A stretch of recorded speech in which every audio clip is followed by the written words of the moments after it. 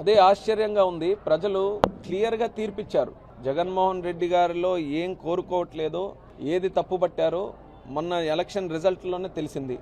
అహంకారం, కక్ష సాధింపు చర్యలు, ఇష్టమొచ్చినట్టుగా మాట్లాడడం, ఎవరిని లెక్క చేయకపోవడం, రాజ్యాంగ వ్యవస్థల్ని తొంగలో తొక్కడం, ఇలాంటి విషయాలన్నీ కూడా చూసిన తర్వాత ప్రజలు ఇటువంటి రాజకీయాలు మాకొద్దు, ఇటువంటి రాజకీయ నాయకులు కూడా మాకొద్దని 11 సీట్లకు పరిమితం చేశారు. ఇప్పటికీ కూడా వాళ్ళ ధోరణి మార్చుకోకుండా వాళ్ళ నాయకులు చూస్తున్నాం. బయటకు వచ్చి మళ్ళీ మీడియా తాలూకా మైకులు పెడితే అప్పుడు ఏ రకంగా మాట్లాడేవారు అదే రకంగా మాట్లాడుతుంటే ఈరోజు ఆశ్చర్యం కలుగుతుంది. ఇప్పటికైనా బుద్ధి తెచ్చుకోలేదు ఏంటా అని. అది జగన్మోహన్ రెడ్డి గారికి వాళ్ళ నాయకులకి అందరికీ కూడా వర్తించే పరిస్థితిలో ఉంది. ప్రజలు ఇప్పటికీ కూడా మర్చిపోయారన్న ధోరణిలో ఉంటే మళ్ళీ ఇదేదో హంగామా చేసి మేము కూడా ఏదో చేస్తున్నా అని చెప్పడానికి ఇలాంటి కార్యక్రమాలన్నీ కూడా చేస్తున్నారు. ప్రజలైతే ఎవరు హర్షించట్లేదు.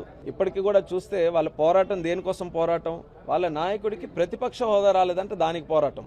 ప్రజల సమస్యలు అక్కడ మాట్లాడడం కాదు, నాయకుడు ప్రతిపక్ష హోదా రాలేదని డే 1 నుంచి. అలాగే మొన్న కూడా చూసాం, ఆ నాయకుడికి Z+ సెక్యూరిటీ రాలేదని. అంటే వైఎస్ఆర్ కాంగ్రెస్ పార్టీ వ్యవస్థ అంతా కూడా జగన్మోహన్ రెడ్డి గారి తాలూకు సమస్యలు ఉన్నాయి ఏంటంటే దాని గురించే పోరాటం తప్పితే, ఆయన ఆలోచనలు ఏమన్నా దాని గురించి పోరాటం తప్పితే పబ్లిక్ అందరికి కూడా మర్చిపోయారు.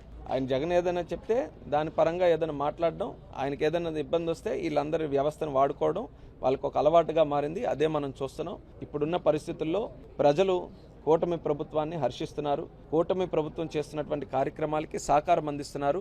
7 నెలల్లో ఎవరు ఊహించని విధంగా కేంద్రం నుంచి కూడా సహకారం తీసుకొని వచ్చి మళ్ళీ రాష్ట్రాన్ని గాడిలో పెట్టే పరిస్థితికి ఈరోజు చంద్రబాబు నాయుడు గారు కానీ, పవన్ కళ్యాణ్ గారు కానీ, నరేంద్ర మోదీ గారు కానీ ముగ్గురు కూడా దృష్టి పెట్టి రాష్ట్రాన్ని గాడిలో పెట్టారు.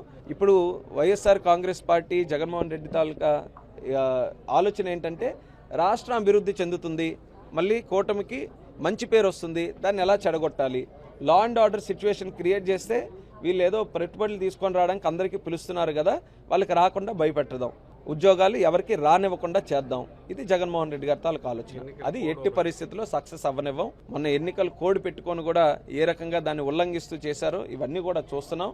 మళ్ళీ అది చేసిన తర్వాత కూడా నాకు సెక్యూరిటీ కావాలి ఇవన్నీ. అంటే అంత నాయకుడు అని చెప్పుకుంటున్నారు మాజీ సీఎం అని.